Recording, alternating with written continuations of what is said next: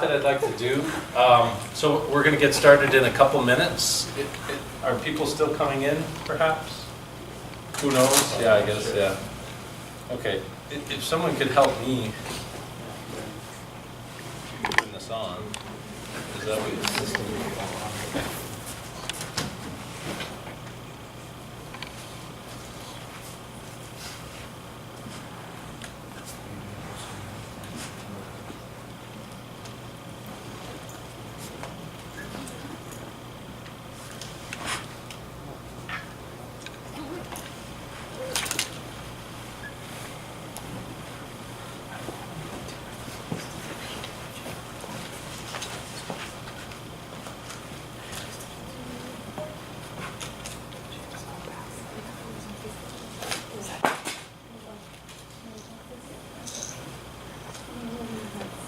All right. Good morning, everyone. It's good to be with everyone at the dawn of Snowmageddon. Does anyone have kids whose school was canceled last night at 8:40? My theory was that they have snow days they have to spend, and they're just spending them. Because it was pretty hair trigger, in my opinion. And then the non-public schools fell like dominoes. Anyway. So today we're going to be circling back to a topic that is most likely familiar to a lot of you in some form or another, but Mark requested that we address it, and I think it's always good to think about how you are supporting yourself or not with your slides. And we call them slides, they're not slides. I like to refer to them as speaker support, which gives a hint about the role I believe it plays. It plays a particular role in your discipline, and I want to be very aware of that. So what you're going to hear from me later on in a little bit are best practices when it comes to principles of thinking, seeing, listening, and you're going to have to always take what I say and use it as a principle or standard, and then adopt it as you balance the interests of your audience. Everything that we talk about in these seminars, everything that I do when it comes to helping out people connect with their audiences, depends on the audience. You could do nothing that I say and connect with an audience just fine, but I believe you will be more consistent in connecting with audiences at a higher level and be more efficient with your preparation if we adhere to some of these standards. So take them with a grain of salt in that they are aspirational goals, many of them, or I will point out where they're coming between you and the audience. Does that make sense? Okay.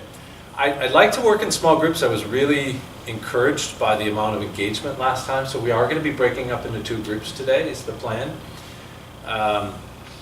What I'd like to do is I'd like to chat a little bit with the 2 volunteers we have today. And then I'm going to break you into 2 groups. And after I talk a little bit about best practices, we're going to work on their slides. We're going to work on how some of the best practices would apply to what you understand from what they're trying to do. Okay? So it's a little different, but I think it will work as long as everyone's not completely against it. So far I don't have anyone headed for the door, so that's good. Does anyone have any questions or concerns? Another thing that I want to mention at the beginning is that I've offered to our volunteers our support in gratitude for what they've offered to put themselves up for judgment and evaluation in front of everyone. And so if you volunteer, you have an extra special place in our heart. Oh, and Brian can't be here today, speaking of hearts. He's the heart. I'm the brawn. No.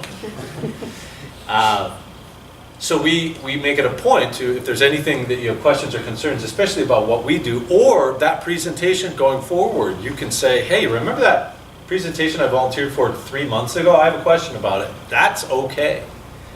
In addition to that, between now and next time, we want to offer a couple people an opportunity to have a similar correspondence with us about your slides. So between now and next time, Brian and I are happy to coach or support a couple of you, we'll do it on a first come, first served basis. So if you're interested in having us take a look at your slides, answer some specific questions about, oh, I'm presenting in front of a group and I want to do X, Y, and Z, and I forgot to silence my phone. Sorry, I have to do it because it's silenced. Please let me know. We have a number of online tools that we're experimenting with how they support our in-person work, and we'd be happy to test them out at a very small, okay, no charge. A big charge, no charge. Okay?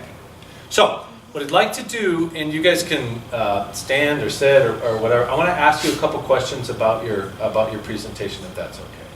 Okay, based on some of the prior work that we've done in this seminar, one of the things that's the most important is to establish a sense of your audience and what you want your audience to think, feel, and do. And sometimes that's not immediately apparent, but at least it is, what do you want from your presentation in front of the audience? What do you want from your connection? Is it, I want $1 million, and then we can talk about that. But it could be something simple, I want to get through it all. Those are very modest goals. But what do you want from the audience connection? I think that's very important to think through because it answers so many questions, and it's going to be helpful for our two groups. And so if you could just introduce yourself and let's begin with what you're looking for your presentation. Go ahead. Sure. My name is Peter Kruger. I'm a postdoc with Mark Jenkins in the CFI.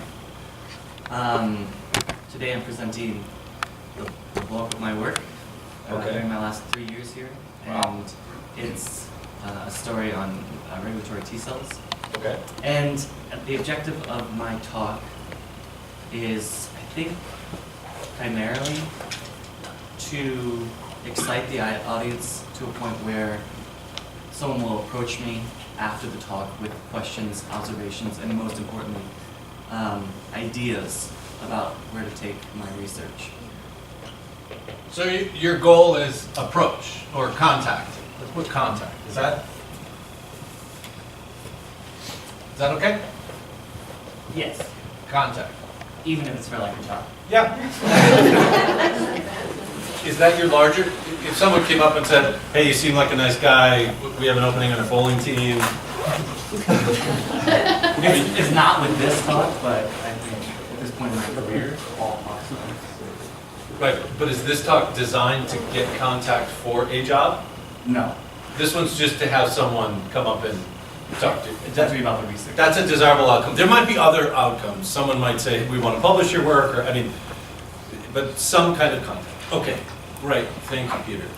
And could you introduce yourself and just share us a little bit about what you're looking for from your talk? Good morning, everyone. My name is Jinshu Guo, and I'm a research scientist for Dr. Tursky in medicinal chemistry. So our lab, one of the expertise is analytical chemistry. So today, what I want to present is a more like analytical chemistry method. So the goal I want to convey to the audience, I know probably everybody has a different background, is to showcase our work because we are really proud of what we're doing, and also just in case you guys have something that you cannot analyze but you like our method, and then we can have some collaborations. Okay, great. So you want to showcase your work, and what would be an outcome that would be very positive? Would it be somebody contacting you Yes. to work with you? Yes, so the idea was, so we are looking at carcinogens, so maybe there will be some audience, they were like, okay, so we are also interested in the same carcinogens, but we are approaching it from like cell biology, like we're understanding the metabolism of these carcinogens, but we also want to look at DNA adducts, which is what I will be presenting today. But we have no way to do that, but I see you are working on this method, so can we have some collaborations, something like this? Great, thank you. Could you help me spell your name, please? Jinshu, Sure. Jingshu. Yes. Like that? Mhm. Thank you so much. I appreciate that. So, can you, Peter, as best you can, and this is real informal, how do you open your presentation? What do you have in your opening? Thymus, T-cell selection in thymus. T-cell selection in the thymus, okay? And what do you, so talk me through your opening a little bit. Just how do you open your talk? I try to state the current knowledge in the field, Okay, and specifically highlighting that regulatory T cells can be selected for in the thymus on the cell, MHC, Okay, and that it's also been shown that conventional cells can be induced to become regulatory T cells in the periphery. okay, and that's under current knowledge. Yes. Okay. And do you then have another No, area? that's my opening slide. Oh, okay. And then I think in this presentation, I end that introduction with 2 questions I'd like to answer with this talk. Okay. The first is whether cross-reactive foreign epitope-specific Tregs can be selected for in the thymus on cell peptides. Okay. And then the second question is the frequency or number of Tregs that come from conventional cells, cross-reactive cells in that same repertoire. Okay. Yeah. Okay. Raise your hand if that makes sense. Wonderful. You're going to be in Peter's group. And then how do you close your talk? Wait, I'm sorry. So current knowledge, 2 questions, and then what are the sections? And then If you I could broadly- immediately go into the major technique we use to start Technique? answering these questions. Okay. Which is peptide MHC tetramer enrichment, so Okay. enrichment, Okay. and the power of that technique to look at small repertoires. Great. And then after the technique, I focus on one repertoire, one T-cell specific? repertoire, yeah, Okay. and look at Tregs in that repertoire. Okay. And then what? And then I start asking questions using different models. Okay. I start showing evidence using different models to answer those 2 questions I answered. Okay. And what's your any other sections before the conclusion? And then there's just data. Just data? No conclusions? How do you end the talk?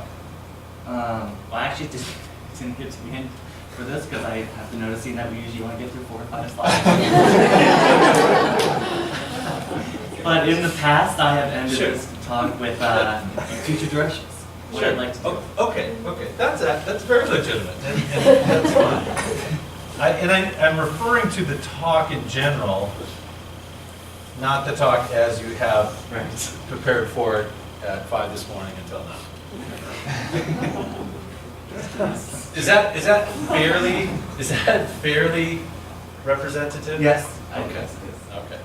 I mean, it's a little disproportionate, but the bulk of the talk is that one part questions. Right here? Yeah. Okay. Most of it is data. And it's about a 10-minute talk? Or no, I'm sorry. How long is the talk? If you were to give it 20-minute? It will. I kind of had envisioned a supergroup talk, so an hour talk. Okay. But this one, I only have 10 slides, so it should be 10. No, that's fine. That's fine. Okay, good. Thank you. Jingshu, can you give us just an outline of your talk? Does that make sense, what we were walking through with Peter? Can you help me understand? So how do you open your talk? So I open my talk with the sentence, humans are constantly exposed to many chemicals, Okay. hazardous chemicals. Okay. And then specifically the class of chemicals we work on is called heterocyclic aromatic amine. And then Okay. I will have one example of how the DNA adducts of that one compound is formed, because I will be talking about measuring DNA adducts of carcinogens. Interaction between the chemicals and DNA. Yes. Okay. Yes. And then after that, I have basically my method. So it's like an outline of the method. Okay. And then I'll move on the data, actually starting with the method development using standard, and then move on to human samples. The method that used the data you got from the method, and Yes. then what do you move on to? So in the data, I have the data from like just the method development, which is using pure standard, and then human, applied in the human samples. They're all in the data. And then after data, I have a conclusion or future work slides. Okay.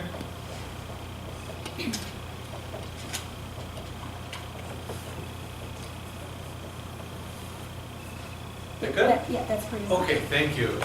So I appreciate that. So what I'm anticipating is we're going to work in small groups around how, if you as a group were to put this presentation on, and then later we'll look at the actual slides that they came up with. And I think I'm going to, because of the technical nature of this, I'm going to actually, I contemplated having you work in the opposite group, but I think I'll have you work in your own group so that you can answer questions. So we're going to work as a group to apply some of the best practices that I'm going to go through in a little bit.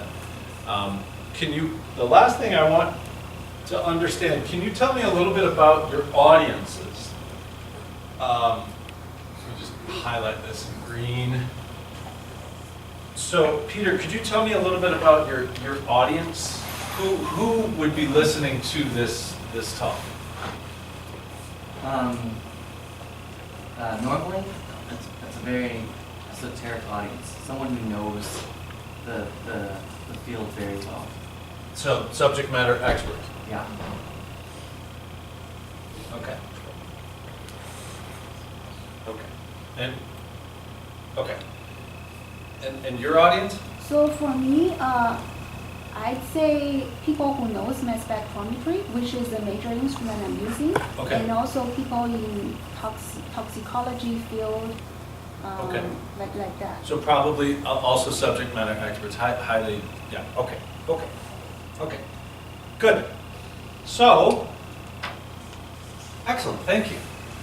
So, what I want to walk you through now to set up this exercise are a number of high-level principles when it comes to dealing with speaker support. There are a number of issues that we're challenged with, and a lot of them, on reflecting about this, I believe, go back to the technology. PowerPoint was invented in I believe the 80s, late 80s, and the ability to put images and text on screen has revolutionized presentations in many positive ways, but they've also influenced how we go about it. For example, just witness what I was doing up there. I love the whiteboard, which is an evolution from the chalkboard, but I had to talk through an idea and then I had to write it down. PowerPoint fundamentally changes that dynamic. It makes it much more it makes it easier for you to put a great deal of information, and then there's an ease with which you follow that information. And so it's really turned a traditional dynamic around in a way that we're still grappling with. It reminds me of when, I don't know how old everyone is, but when the first desktop printing came out, everybody thought they were an author and had a newsletter, and they didn't look like newsletters or authors. They looked not good.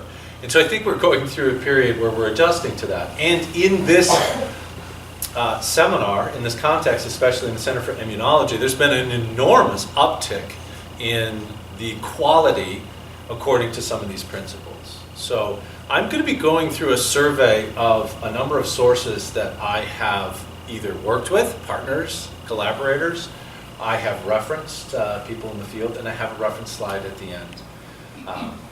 I'm looking forward to sharing these with you. I am not a PowerPoint slide designer. I'm not a speaker support designer. And so we're in many ways a peer or colleagues trying to struggle through that. So I'm attempting best practices. They're not always best practices. So I feel compelled to say that because there might be something that could be better, which I'm open to.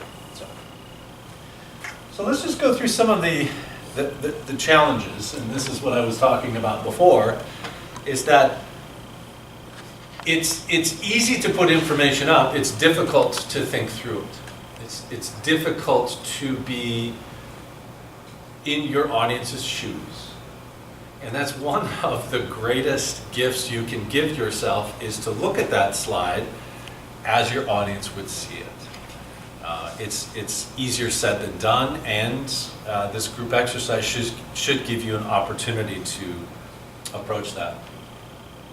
Another problem is poorly structured slides, things that you have to hunt for information where you don't know what it is that you're supposed to take away from it. One of the biggest ones is what is the meaning or significance for me? If you don't know what that is, you're going to have to either work harder or you're going to have a level of uncertainty.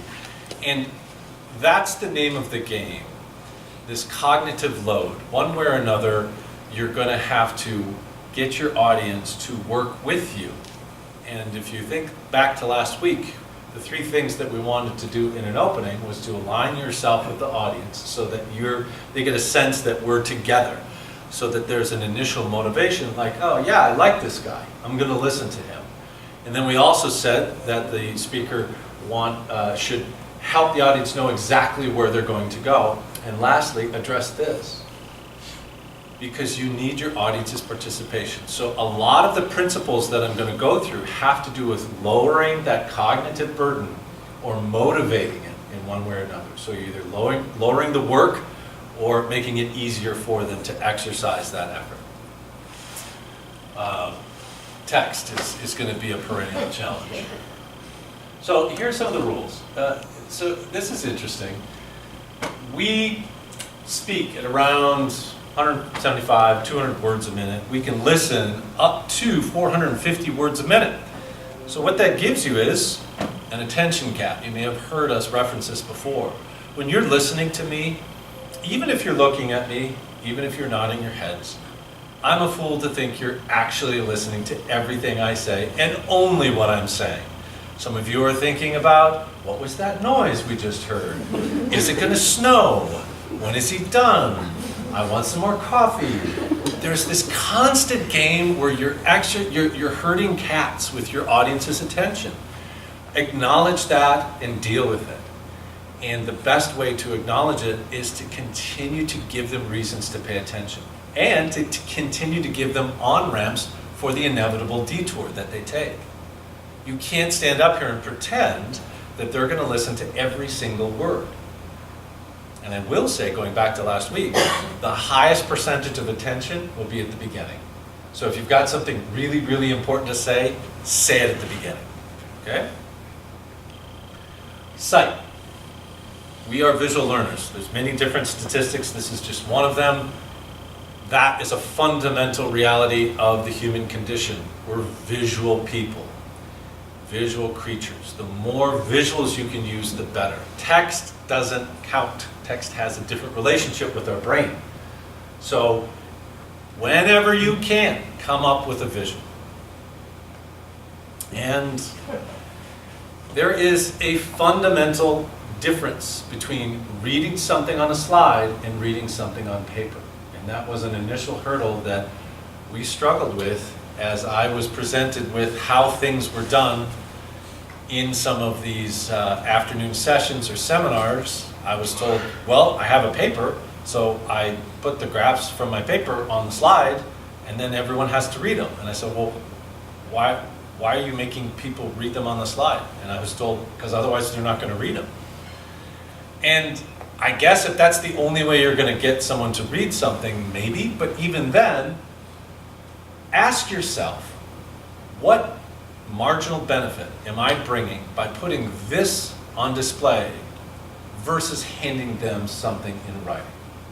In writing, you can take a look at it closer, you can read, you can go back, you can piece through it. When it's up here, there's a fundamentally different dynamic. I mean, even right now, I see some of you trying to actually read some of those keys. You can't help it. You're like, well, that's interesting. Expression can be simplified. 0.178. And so that is another issue, is that there's this tension between me and the 8,000 lumens beautiful projector. I'm always going to lose when it comes to visuals. That's prettier and brighter. Oh. I'm pretty and bright too, just not 8,000 lumens.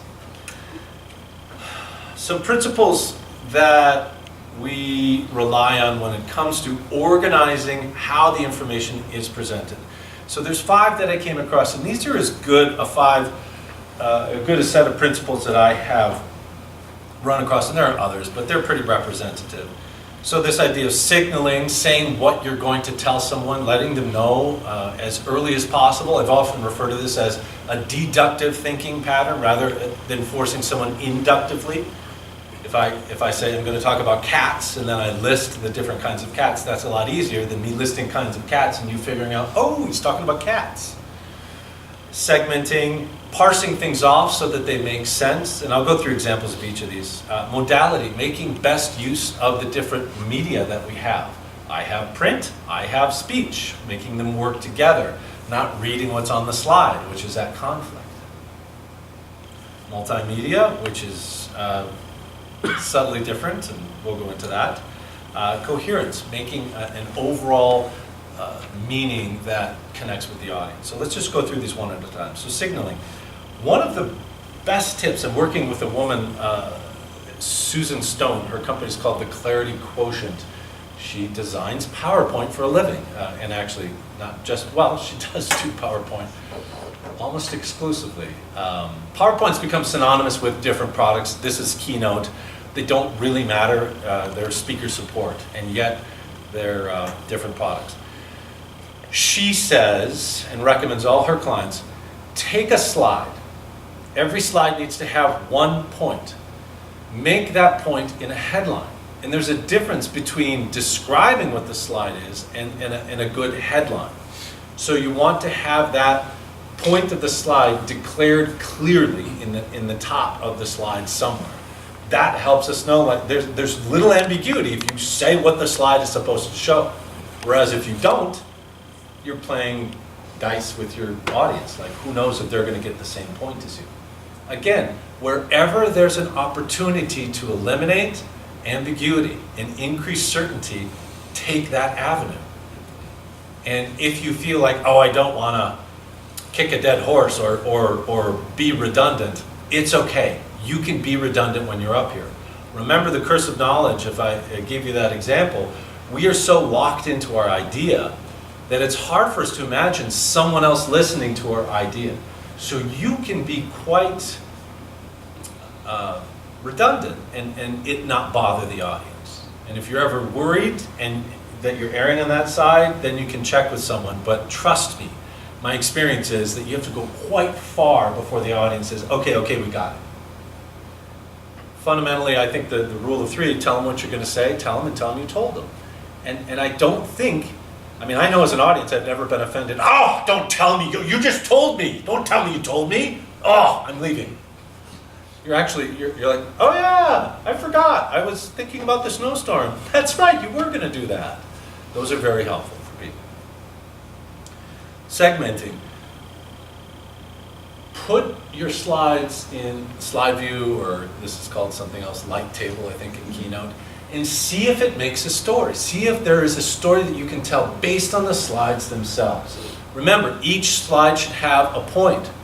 So therefore, you should be able to look at the overview and understand, oh, I see the organization. Or why is this slide here? I've had people, I'm working with a bunch of clients right now, and I said, it seems like you moved on to that other section. Yeah, I did. Well, why don't you let us know that? Oh, okay. Well, I already have a lot of slides. Slides are cheap, and it doesn't take long to go to the next one. You can just say, little markers telling people where you're going to go are easy to put in, so why not put them in? A lot of these things you may push back by saying, I've never seen that done, or I don't think people in my department or field would do that. Well, evaluate that. Just because something is done, because that's the way it's done, is the sign of a dead bureaucracy. There's no reasoning anymore. So take a look at the underlying rule and say, all right, what happens if I were to just put a title on this slide? Would that be okay? Try it. Err on that side. You're going to help out more people than you are, I think, going to offend. But I guess it depends on who you're going to offend. So. Modality. Slide supports speakers. Speakers don't support slides. And so I just read that, which is actually one of the things that is a problem. If you don't know what you're going to say and you rely on the slides to remind you, you're subservient to the slides. In theory, we should have slide presenter view. That's good. Slide presenter view, where you can where you see the slide that's coming up. That's ideal, because what you want to do is be able to lead the next slide. Just like when I was on the whiteboard, something was said, then I wrote it. You want to say something and then see it. You don't want to see something and then hear it. And even now, because I haven't spent as much time with this deck, I'm struggling with that a little bit because I'm waiting for the next thing to come up. But ideally what you want to do is be able to talk with someone about your idea, remember, and then let this follow you. In theory, you should have someone operating the deck if you had all the resources, so that they would just go along and illustrate your talk. But it's always a compromise of resources. Pictures. This goes back to using as many senses as possible. Big pictures, people like pictures, graphs, diagrams, things that people can attach ideas to. Coherence. This is the what's in it for me. So what? I mean, you're going to have to at some point address this at some level. Why T cells, or what's the impact, or why should I care? Sometimes that's self-selected when someone comes to your talk, when someone comes to listen, they've already made a decision. But why not at least reaffirm that? You know, I understand we're all here today because we all care deeply about T cells. And then the goal is, remember the opening, to get people's heads nodding. Then you know that you're aligned. Another thing is you should be able to communicate what that slide point is very, very succinctly. You should be able to give your entire talk within a minute. You should be able to. My talk is about, it's similar to what was done just here, but at a higher level, so that you could, in that opening section, say what the entire talk is about, so that if they left, you would still know what that most important thing is.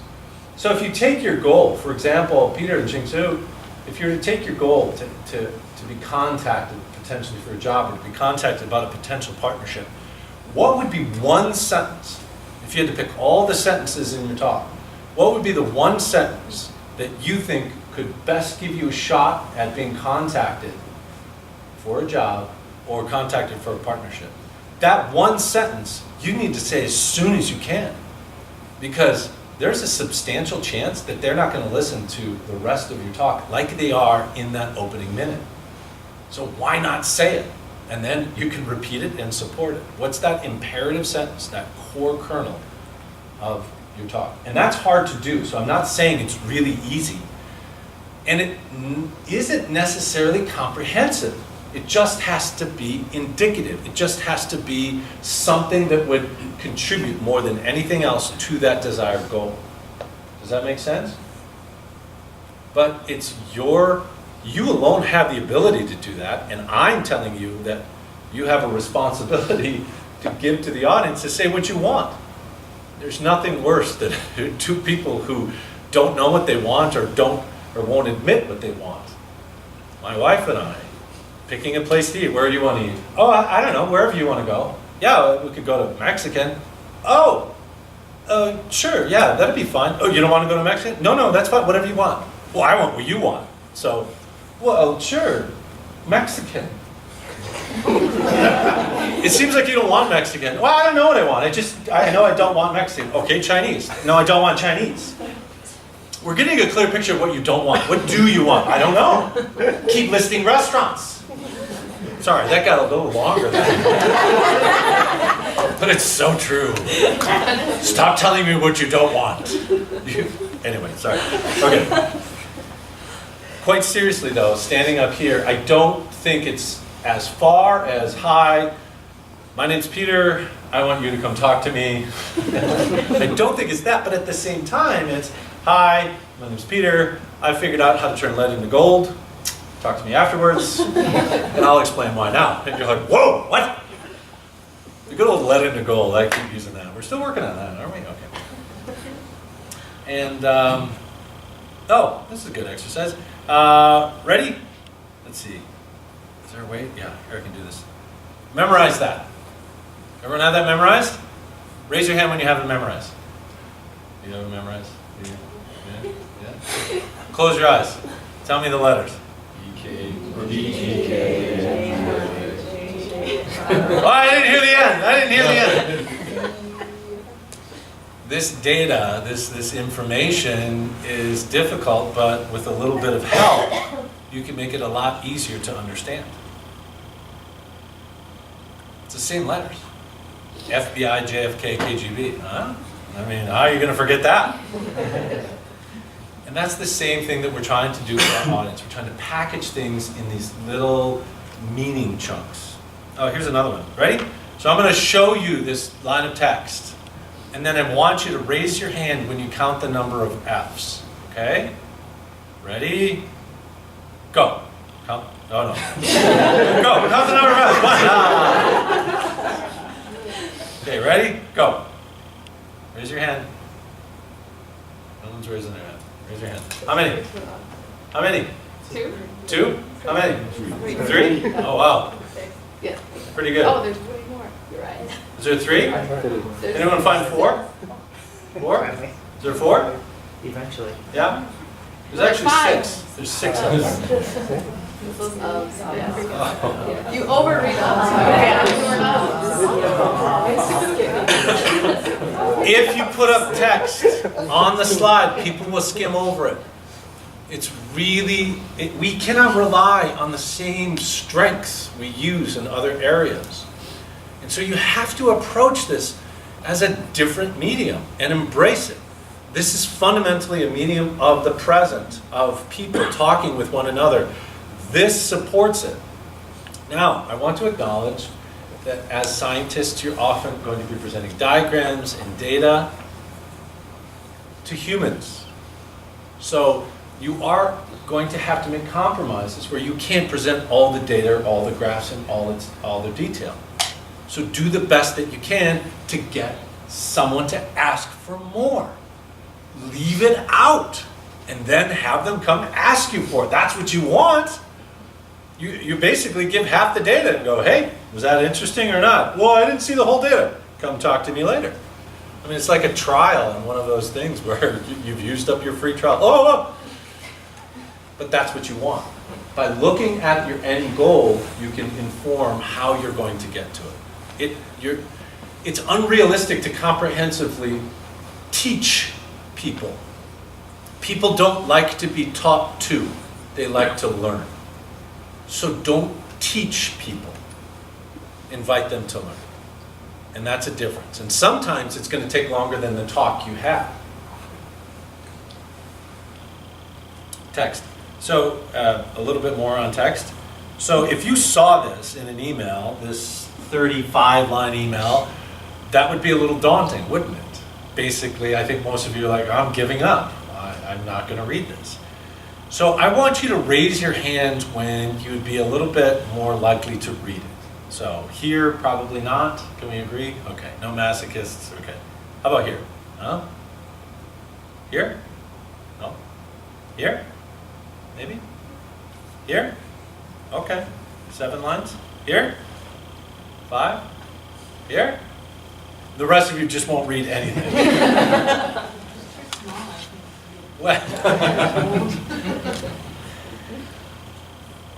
Font size notwithstanding, 3 to 5 lines I learned from my writing partner collaborator is about the number of lines where we'll actually read something, where we'll be not daunted or overwhelmed, whereas up here, this is going to be tough. And I understand that you read articles that have paragraphs that are 8 times as long as this. Doesn't make them any easier, and it certainly doesn't make them easy when you're standing up in front of a group like this. And so this 3 to 5 line limit is a very handy limit when you think about presenting, but also writing emails. 3 to 5 line paragraphs are much easier to read. I'm not suggesting that you publish academic papers with 3 to 5 line paragraphs, but at the same time, you have more work and more motivation in that different environment. So these are the references, and I'm happy to send these out, of what you just saw. I pulled them from Nancy Duarte, has a number of wonderful resources. Cliff Atkinson is another scholar, and the Clarity Quotient is the company that I'm working with right now, the PowerPoint slide designer. And Writing Consultants is another. We teach technical writing, legal writing, how to make complex information understandable. So, any questions about any of those principles? Again, what I'd like to do is break into 2 groups and let's try to apply those. And this is how I suggest that we go about this. And I want to hear if you have any questions. I'm going to hand out Post-it notes to your group.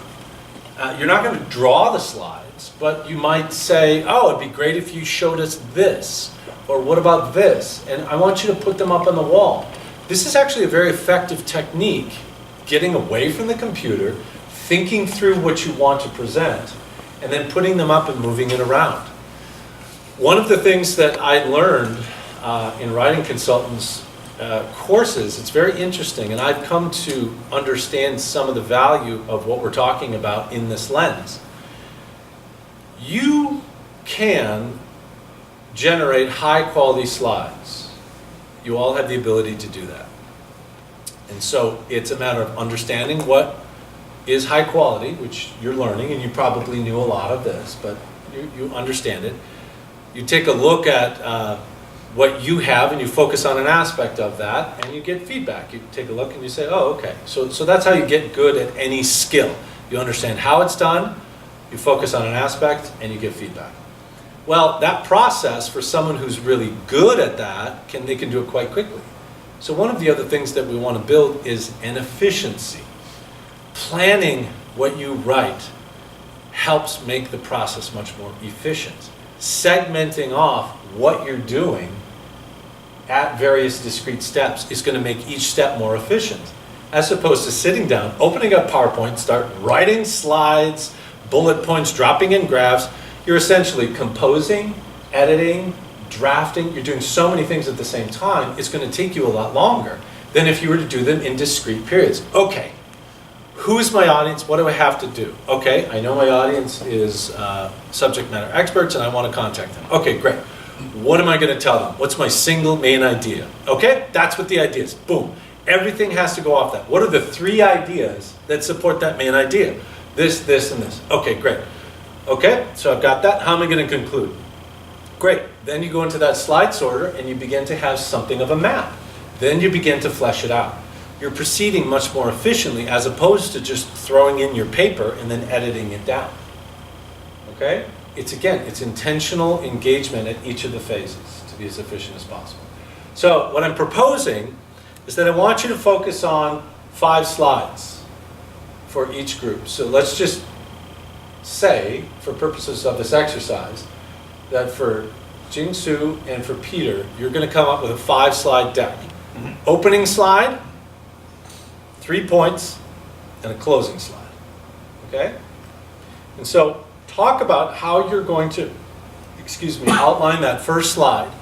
What's going to be on it, what's going to not be on it, and then those 3 slides, and what each slide is going to be composed of. Okay? And see how you can work in some of the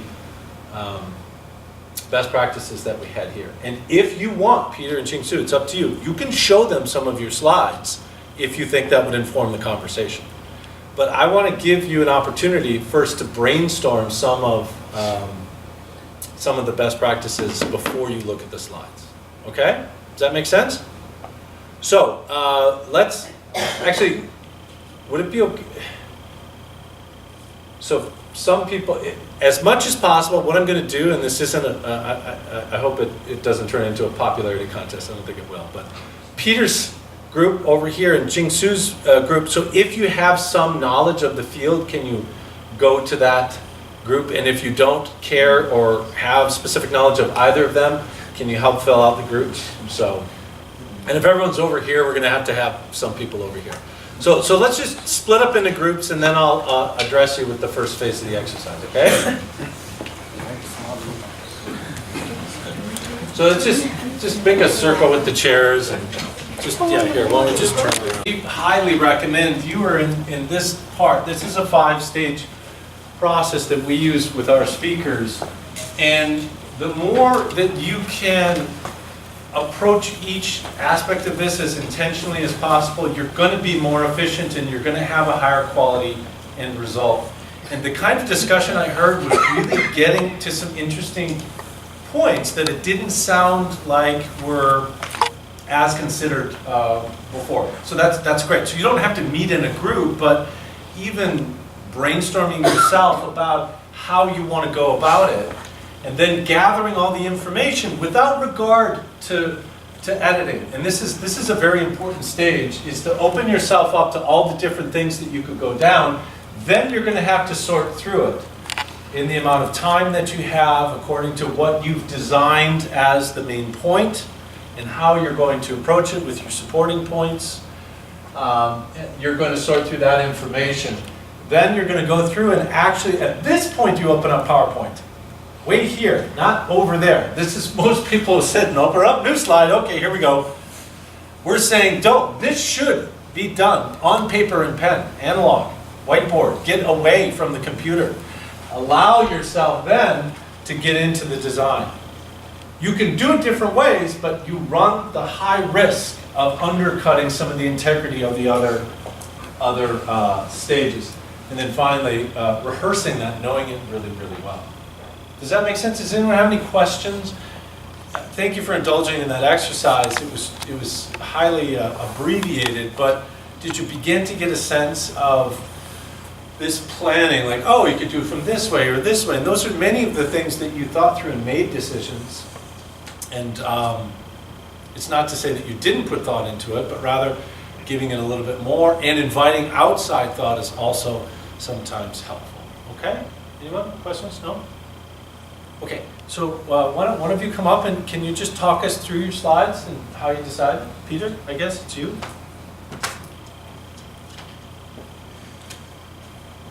Reassemble your computer here for us.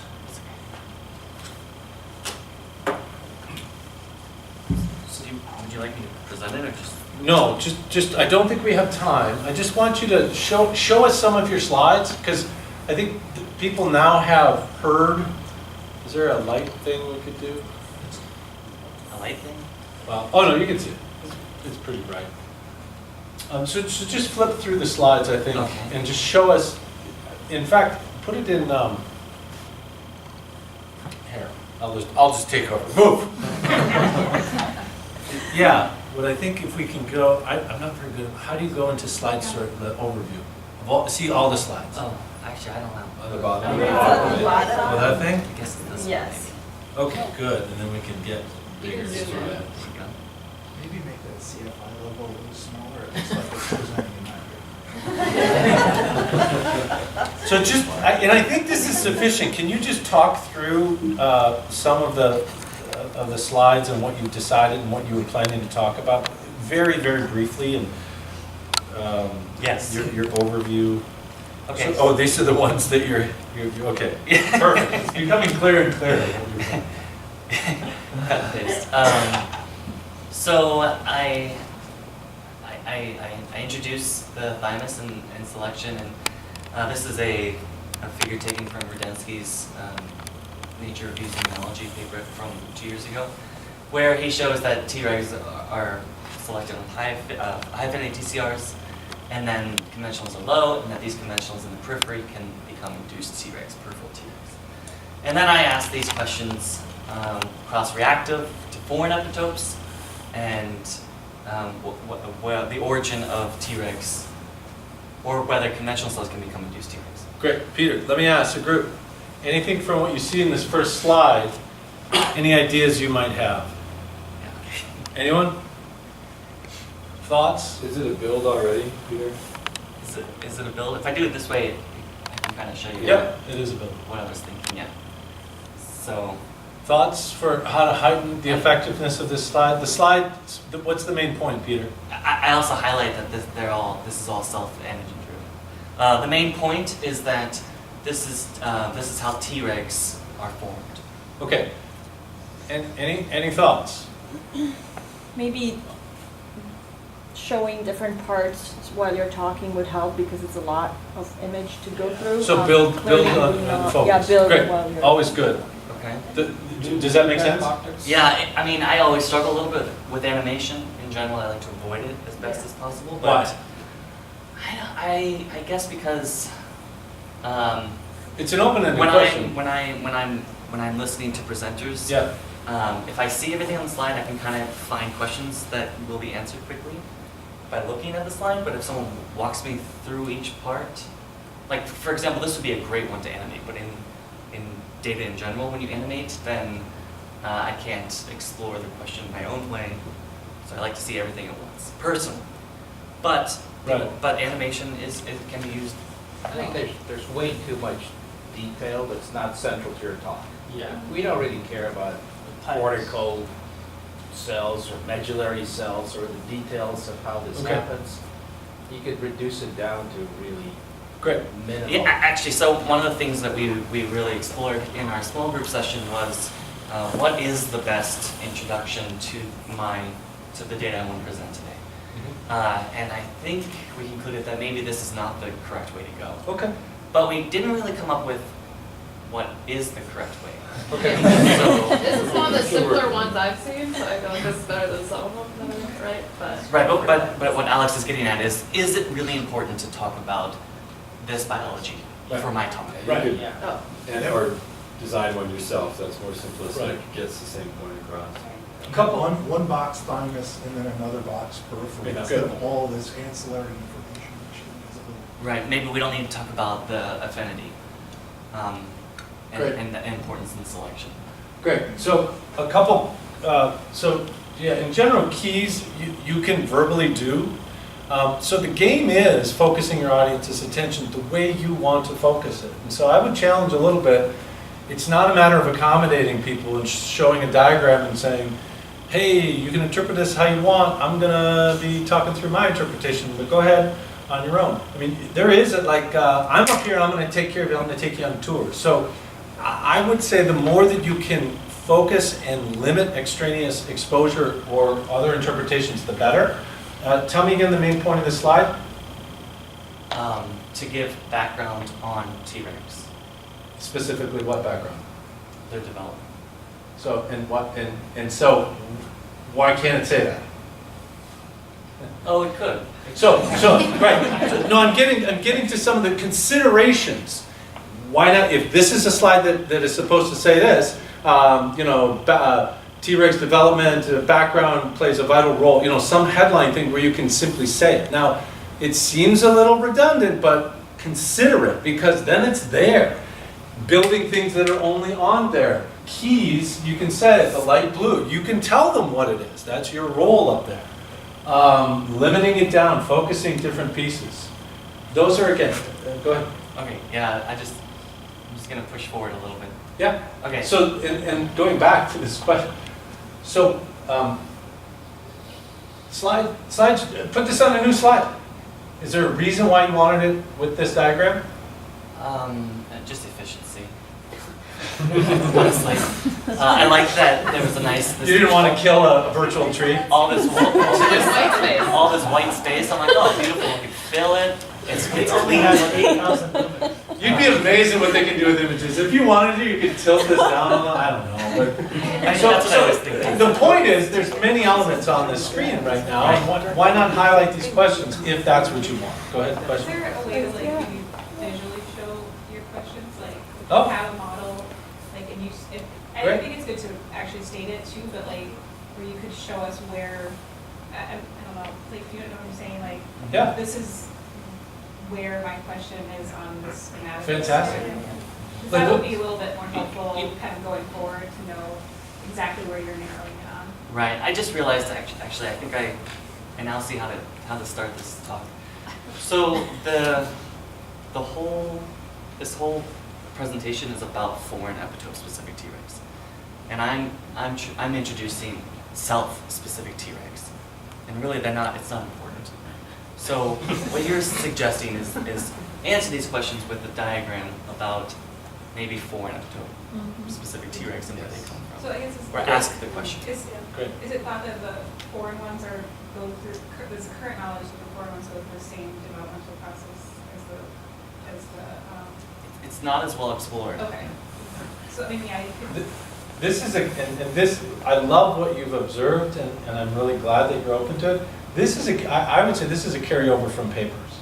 I mean, to say these are the two questions that I want to ask and then to show them Why not say them? Why not illustrate them and let the audience invest your question in an image and then show it?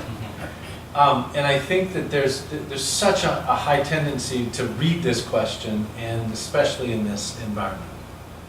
Okay, so this is wonderful, the connections that you're making. Continue to push different ways to do things. Whenever possible, explore visual ways. Whenever possible, brutally eliminate extraneous data. Brutally, keys. I keep harping on this, not that it is, but really ask yourself, is it necessary that I have this here? Is it necessary that I have this here? Yes, probably, for purposes to look up. But ask yourself, when in doubt, leave it out, okay? And that will help a majority, or do builds, or do a new slide, okay? Unfortunately, I want to, Can we, one slide and then I'll. oh, okay. I just wanna. Since you said please, oh, wait a minute. This, Yeah, go this, ahead. we talked about this a little bit in our small group, and I wanted to Yeah, ask. sure, This is kind of my okay. image-driven presentation of the question. Does Good. it make sense? Do you like it? Do you like the setup? Do you think I Tell us should use about it in more Yeah. talks? Describe Tell us it. about it, Peter. Okay. So I just went through all this wonderful data showing that Tregs are found foreign epitope-specific Tregs can be developed in the thymus. Yeah. And now I want to ask that 10% in the repertoire, is it contributing to the majority of the expanding Tregs, or do we have Tregs that are coming from this conventional population? Go ahead. Okay, that's all I want to ask. I just propose like one thing, because it looks like, because you show the data first, you're telling a historically accurate depiction of how you got to these questions. And I would argue to open with the questions. Yes. And then explain how you got Yeah. there. And then bring it up And then again. bring it Yeah, back. we're gonna just repeat yourself like 3 or 4 times so we get it. Absolutely. Your audience is not inductive. They need to be treated deductively. You need to present conclusions first whenever possible. I know you build up to them, but what I'm hearing you say is, this is what I got, or this is the question, let me bring you back through it. It's flashbacks in that case are really welcome, like, oh wow, cool. Yeah, because then you hear the story with that context in Yeah. mind too, so I'm already thinking about your novel finding or your novel hypothesis. You just like change the little detail. in the Yeah, opening you slide. don't need to talk about It doesn't have to be numbers, I that guess. particular antigen, right? Right. It's more generic. Right, yeah. This comes back later. It's giving After away, the data. it's a question of whether you want to Right. give away the punchline. Yes. Yes. I would say. No more question. Yes. Punchline. But you don't have to. Lead with the Okay, punchline. I got you. Because the real punchline is how you got to it. Right. Why did the chicken cross the road? To get to the other side. Let me explain why. That's it. It's because you want people walking out going, chicken cross the road. I got it. You should go check it out. Because that's what's going to happen to some people. Okay. Thank you. And please, if you have other questions, let me know and we can continue. And I know this is real compressed, and I really appreciate it. Last week too, people come already. I'm going to present my whole talk. No, you're not. You're only going to present 30 seconds or 4 slides. So thank you for your patience. And please, do you want to just talk us through your slides? Sure, but Is I that do okay? have some slides that's That's okay. you're not supposed to see them. Okay, so Yeah, just make them just a little bit bigger. 1, 2. Is that all of them? Yeah. Oh, wonderful. Wow, cool. Okay, do you want to show us some of them? right. So I think on my first slides, which Yeah. is Sure. the cover page. Right. So I really want to bring up the idea that this is what we are doing is really unique. It will develop the unbiased and untargeted method to look at multiple DNA adducts, right? So I think that's what I want to tell everybody in advance. So what you will be expecting. So so title slides, I am okay with being wordy and technical, okay? So because they're title slides, they go up before you present oftentimes, I'm okay with that. That's acceptable. That's a long title, but it is a technical subject. So I think that's acceptable. You want to do as much work as you can with all your tools, and so if there's a way that you can inform your main point with your title, great, but sometimes you're locked into your title. Go ahead. Yeah, I think it's a very good idea to tell people what you are expecting because Sure. I feel a lot of people on the cover slide, they just read it. And then people are like, I can read the title, you don't need to repeat it for me, right? Right. Okay, so this This one's supposed to be my introduction. I Okay. kind of change it a bit. Sure. So the Can you image double can click it? be- Yeah. Make it bigger? Can Okay. I put this way because I do have some animation? Sure. Oh, I see. So like, I want to introduce like, the main idea exposon is not really close to what I'm talking about, but I just want to say we want to look at multiple DNA adducts, and the groups that we are interested in is this HA group, and then it's carcinogenic. It can so it can damage DNA and introduce a lot of pathological conditions, and people believe that is the origin of your tumor or cancer formation. And then our interest is to develop some biomarkers to look for these exposures for epidemiology studies. Specifically in our group, where our expertise is mass spectrometry. And I'm giving one example of this DNA adduct formation. So this compound FIP is one of the HAAs, and then once it's activated in the body, it can form this reactive intermediate, and then you have the structure. This is deoxynucleoside, which is black, and then these compounds can form the covalent link with the deoxynucleoside, and this structure we usually call it DNA adducts. Wonderful. So I want to check in. Does anyone have any observations or thoughts on this particular slide? Yes. Busy. A lot of elements. Just a quick. I meant to check in.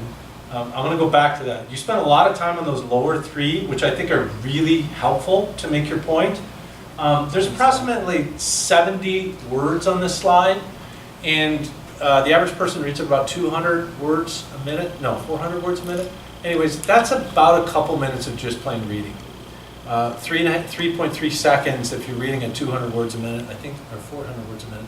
Anyways, there's a period of time in which you have a cognitive tug of war with your audience if you have this much text. Now you do a build, and so you do constrain it, but when in doubt, leave it out.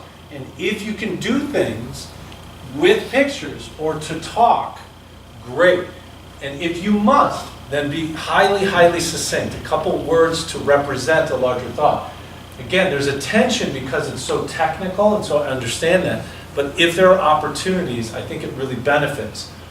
At the very least, you can break this slide up into several slides because there are a lot of elements. I mean, this is a great poster or something that would be digested in a reading format, but it makes your job hard because there's so many elements. Any other thoughts?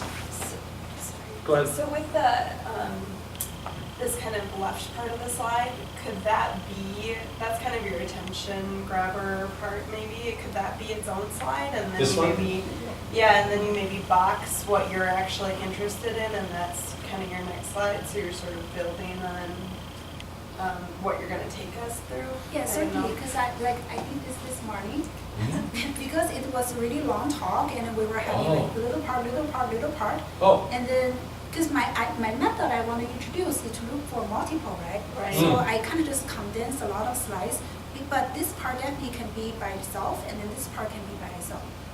I would So- argue that those words don't need to be up there at all. Sure. Yeah. You're going to say that, and maybe our interest Our interest could in be up that. there. Just You could 'cause even that- just show pictures, like Yeah. meat, tobacco smoke. That was the original slides, but Oh. I want to make room for this part, so I kind of like take that out. Okay. I agree, I would do a separate, I would do the exposure through like as a separate slide, like the first, and then you go into the slide with the structures and make that big, because that's a big part of what you're doing. So I can see that, and I agree, take out the words. so less words, multiple slides, even the questions at the bottom, Peter, in your slide, going to the next, we get you almost can breathe when you're like, and on to the next, and these are my questions, if you wanted to print them, or put them in print. But you did do builds, which helps focus, so that's great. But, so for purposes, I'm treating these are great images. I know these are diagrams, but if you can show us something, that's great. And so is this. This is good as well. Great. Is there, you wanna, Just one more slide. yeah, please, Okay. please, yes. Okay, so the reason I bring up the last structure here is that I want people to look at it and understand like the component. So this part, which is the like a foreign molecule that forms covalent linkage to a normal nucleoside, right? And then you can imagine, because we're looking at different chemicals exposure, so this blue part will be changed depending on what you're looking at. But like this black part will be constant. And then, okay, my next slide is actually extra. It's not supposed to be here, I mean, after the discussion. Sure. So, but those are the standard where, you know, I didn't color code it, but they have different parts on the carcinogen part, but they all share, you know, the nucleosides. That part is common. So this is, that leads to my next slide, which is a general idea, like in the mass spec. So you look at the like intact mass, which is this part, we call it precursor, and then you can fragment this precursor in the mass spec that will give you the fragment. So for most of the DNA adducts we look at, you will lose the sugar, which is cutting this molecule out, and that is the constant mass change. So we are taking advantage of that constant mass change for our method development. And then after that, that's the part of that I feel really a lot of difficulties explaining my method, and I think I may just leave it out. And Well, I think if you treat each one of these as a slide, I think it would work. But for example, this exchange that you spent a lot of time on, one of the points, this is a legacy of print, isn't it? This, can you see this? The arrow, right? And you have the ability to animate that so that this part comes from that part. That's what that diagram says, right? right. Yeah. So you can get rid of that, or at least show it later and then show how that goes from one part to the next. I mean, you have that's a good use of animation, is because that's showing a process, right? And a lot of these are really, this one in particular, I think is very accessible. I mean, it's very, very, very vivid, and I think you can use it quite well. As well as the other point was the sections. Sorry, that it's really helpful if you can show different parts and color code them and let us know what they are. So, any other observations on the slide she was just showing us? Lose the exposome. Yeah. It's taking up kind of space and it's not. So the exposome is, yeah. I think showing it once and then speaking to it and then moving, all of these can be isolated. I think they benefit from focus, because right now this is a contest and your brain is losing. So Kind of in your previous slide where you have all the different compounds and everything. Is it this one? So here, you said that this one isn't color coded, but the point of this one is that there's a group that's kind of the same between all of them. Maybe actually color coding, if that's not a huge pain, to show that there is this group that's common between all of them would be kind of helping your point a little bit better. Why do you have the universities? All right, because the standard were coming from different universities, so we're just showing the collaborations because those people are in the audience. Oh, sure. Do you know us to say that? Otherwise, it's. you could say it, or you could put it on a separate slide, or you could, I just. yeah. I was wondering if they, like, if I was trying, I was Right. supposed to like match them to like the university or. Yeah. Oh, I do have them come with a different information. Oh, I see, yeah. Oh, there you go. Yeah. And again, I put both the volunteers today in a compressed, unrealistic time. Yeah. Yeah, I mean, just to kind of build on that point, like if you show all these in black and then you add, suddenly you flash out where the common piece, it's just like when he showed the letter F, we couldn't see them. Yep. And then he turned them all red and they jumped out. A great exercise is, what do I want to show with this slide? And is there a way to do it visually? So if the answer, if you're not able to articulate what you want to show with the slide, you need to articulate it very succinctly. And then once you articulate it, the next question is, how does this support my main point? You need to ask that question. Then how can you show it visually? And how can you do it as focused as possible?